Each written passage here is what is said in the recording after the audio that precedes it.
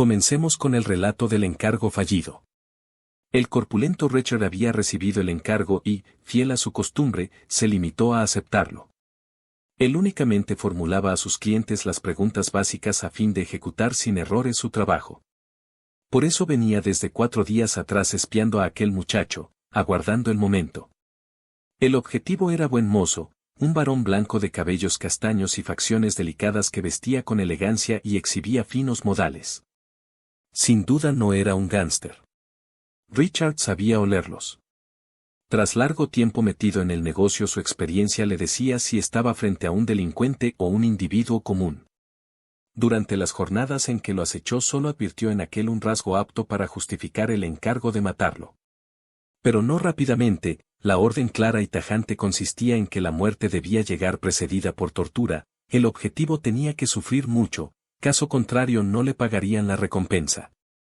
Ese rasgo que lo condenó debía tener relación con la atractiva presencia del muchacho, simpático, exitoso con las mujeres, a las cuales besaba dentro de su coche y a las que galantemente dejaba por las noches en sus casas, después de pasar con ellas un rato en el hotel alojamiento. Siempre concurría con las chicas al mismo hotel.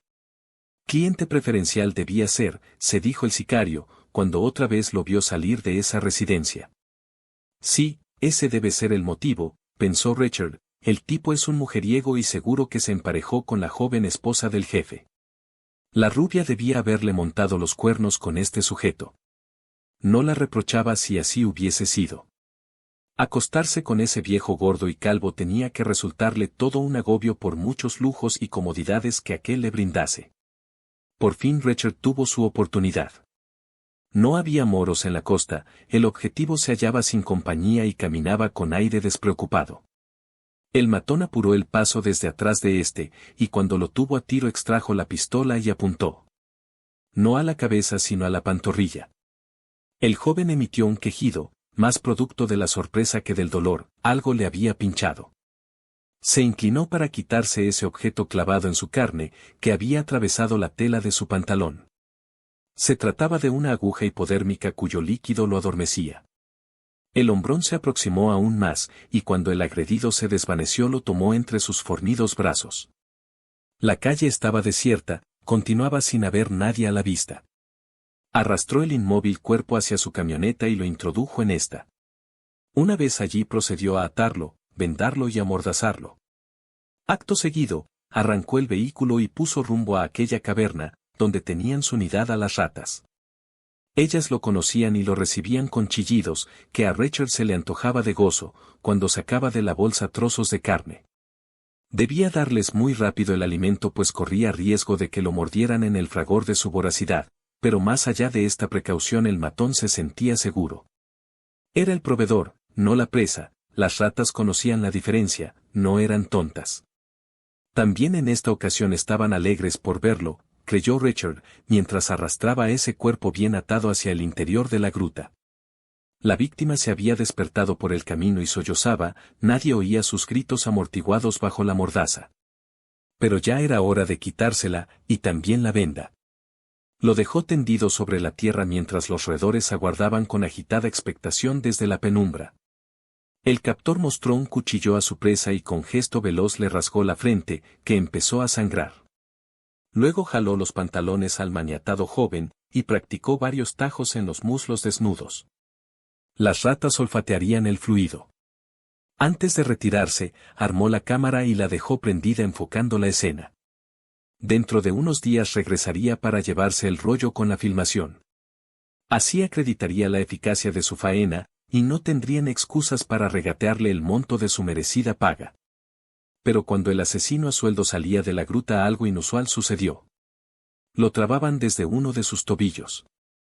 Tironeó enérgicamente sin lograr mover su pierna, que seguía inmovilizada.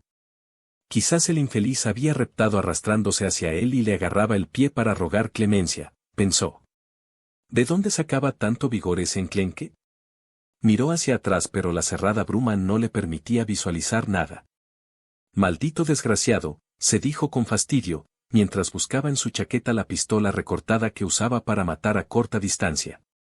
No tendría más remedio que pegarle un tiro para que lo soltara, aunque solo debía herirlo, no liquidarlo. Las ratas tenían que finiquitar la tarea. No tuvo tiempo de extraer su arma, sin embargo.